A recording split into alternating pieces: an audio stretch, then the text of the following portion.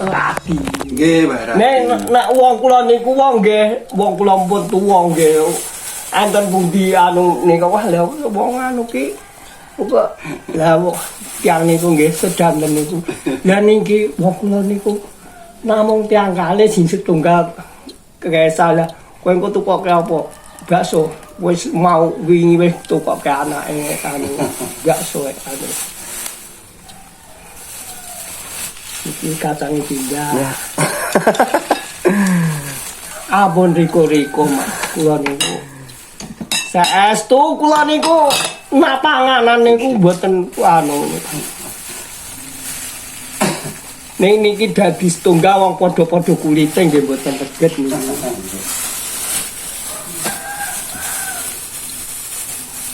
Nggih matur suwun kathah Mbah. Kula pun mriki pun disuguhi werna. Wes anu yo pokoke yo Mas wong kuwi ya aja nampek rezekine Mas. Nggih matur suwun. Aja nampek rezeki saestu lho ampun nampek rezeki wong niku kula niku pun tau ketelarak enten daya semantrah nggih Mas. Din anu kula niku enten semantrah niku nggih ajeng pados gawe mboten ngerti mboten anu pun dicolke kalih tiyang.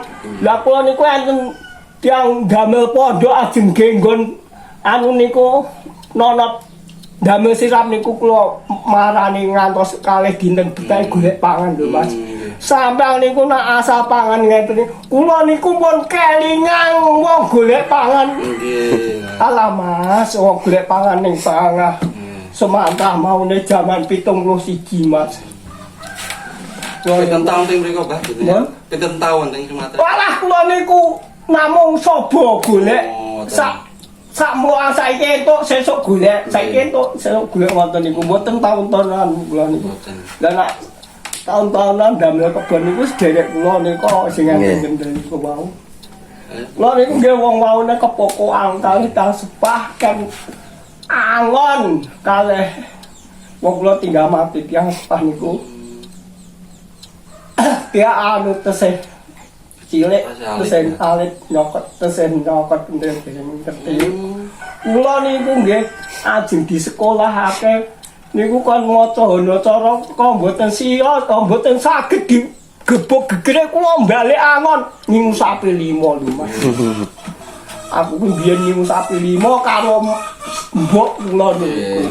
Mbok kula niku waune adol godhong jati. Bareng Mbah. Nggih, monggo. Panjang umur sehat-sehat. Nggih. Barokah. Mas ampun riko nggih Mas. Kula niku pun tau lara-lara lho Mas. Nggih. Saestu. Beda-beda kula mriki malih, Mas. Pak. Nggih, nggih. Nggih, bareng. Bareng pagi. Nggih, nggih, monggo.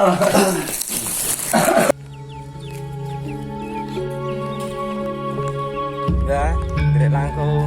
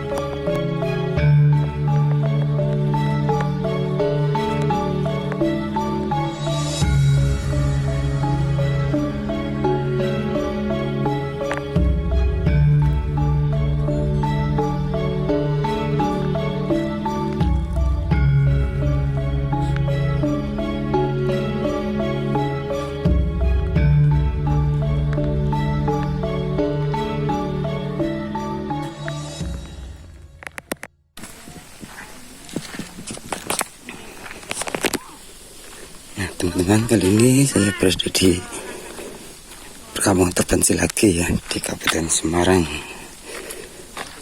Nah, nama kampungnya apa ya? Coba kita tanya-tanya. Ini ada seorang ibu-ibu ya. Anak larene asal tiang mriko. Bu, Nggih. Sugeng. Mas. Nuwun sewu mriki kampungnya napa nggih? Bantal Mungkruk mriki. Bantal Mungkruk. Bantal Mungkruk. Kecamatane mriko. Kecamatan Kecamatan temut pundi, Bu? Banca. Banca. Nggih. Nggih. Banca. Nah, niki dalem jenengan niki. Oh, Mas. Yang tepas menutke niku tanah hutan. Oh, tanah hutan. Nggih. Teng griya kali sinten nggih? Iya, Mbak. Kopi ambekan. Nggih. Lah, putrane dateng pundi? Kebiasaan nunggul betot yang jalur, Mas. Kadah budian mriko. Daerah Boyolali. Oh, Boyolali. Nggih. Wonten griya piyambak, Mas. Niki jagunge tas ijo-ijo ngene nggih. Nggih lah ngene kowe kerjane tanggo kuwi. Oh. Jenengan nggih nanam jagung. Ala mboten nek, Mas.